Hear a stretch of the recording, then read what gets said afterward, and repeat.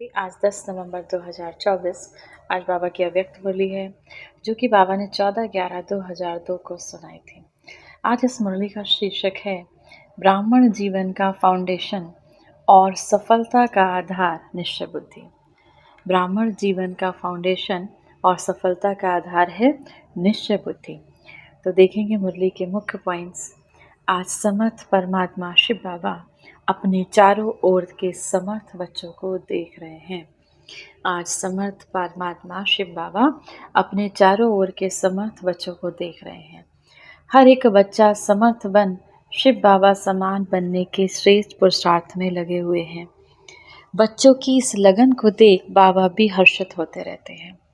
बच्चों का ये दृढ़ संकल्प शिव बाबा को भी प्यारा लगता है। अब बच्चों की इस लगन को देखकर शिव बाबा बहुत खुश होते हैं और बच्चों का ये दृढ़ संकल्प बाबा को बहुत प्यारा लगता है।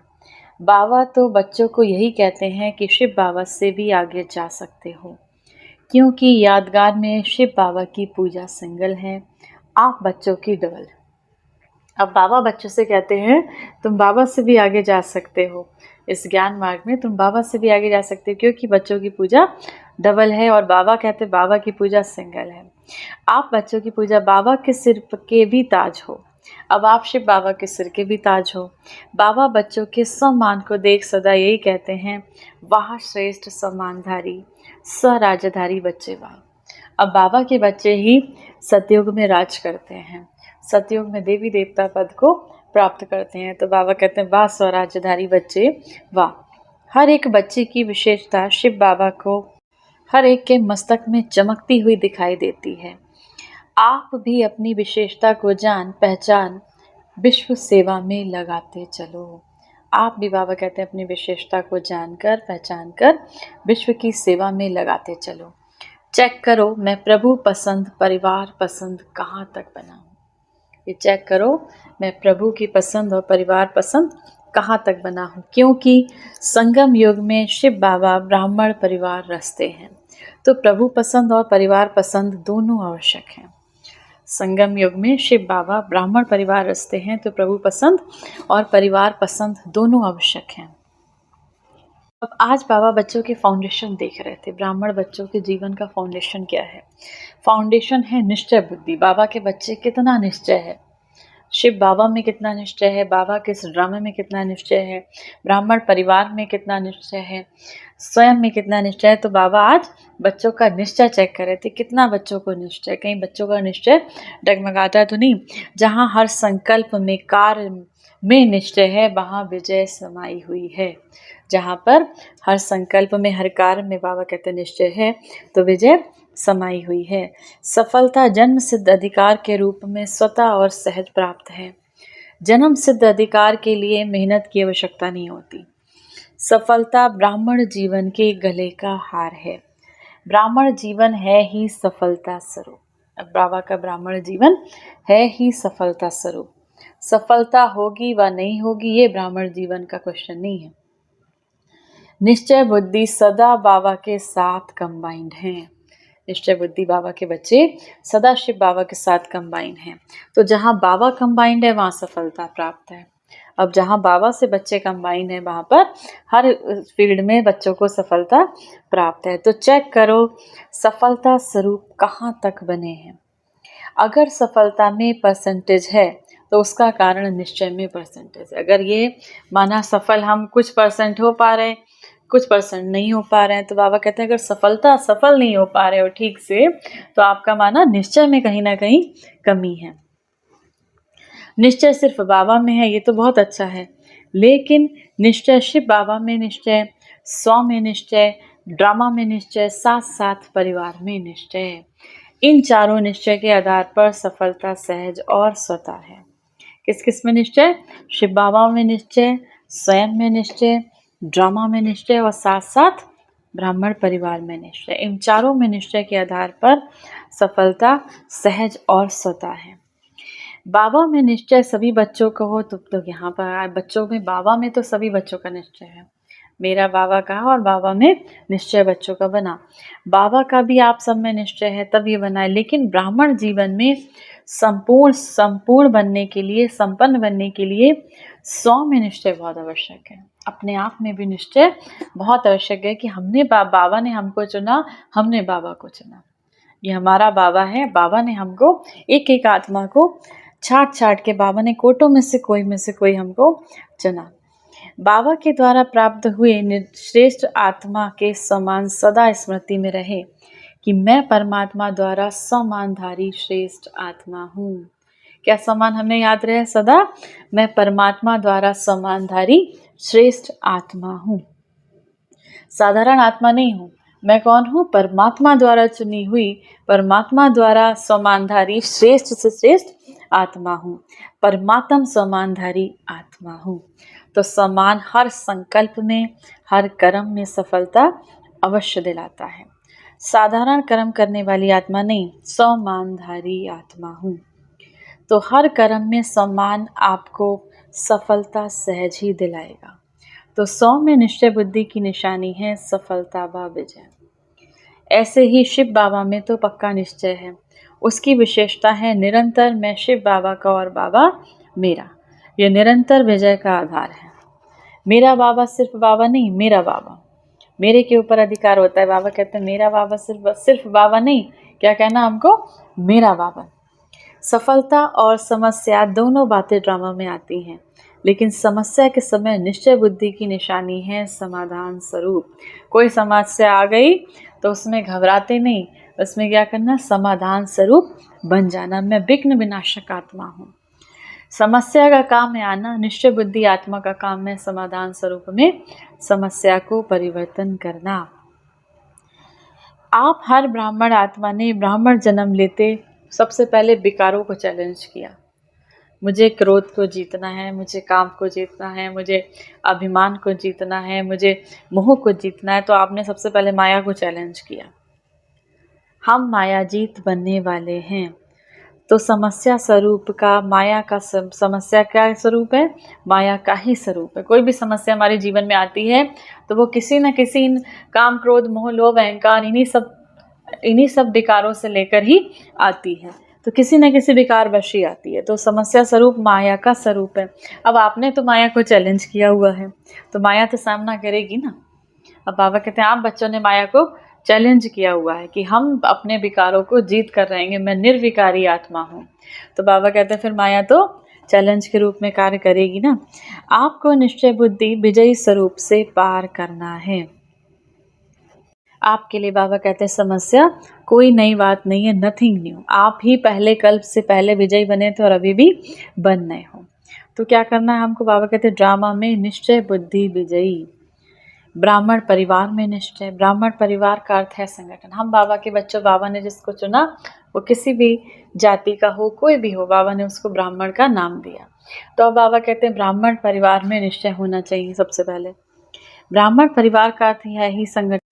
छोटा परिवार नहीं है। ब्रह्मा बाबा का ब्राह्मण परिवार सर्व परिवारों से श्रेष्ठ और बड़ा है। तो परिवार के बीच, परिवार के प्रीत रीति निभाने में भी विजय। अब हम ब्रह्मा बाबा का ब्राह्मण परिवार सर्व परिवारों से श्रेष्ठ और बड़ा है। अब बाबा ने अपना परिवार कैसे बनाया? छोटे से शुरू किया था, धीरे धीरे करके हमारा ब्रह्मा कुमारी परिवार आज हमारे कितने देश विदेश चारों तरफ सेवा केंद्र है। तो धीरे धीरे परिवार जुड़ता गया।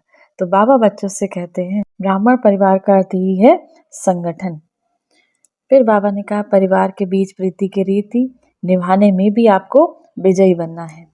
ऐसा नहीं कि बाबा मेरा, मैं बाबा का, सब कुछ हो गया, बाबा से ही काम है, परिवार से क्या काम है, नहीं।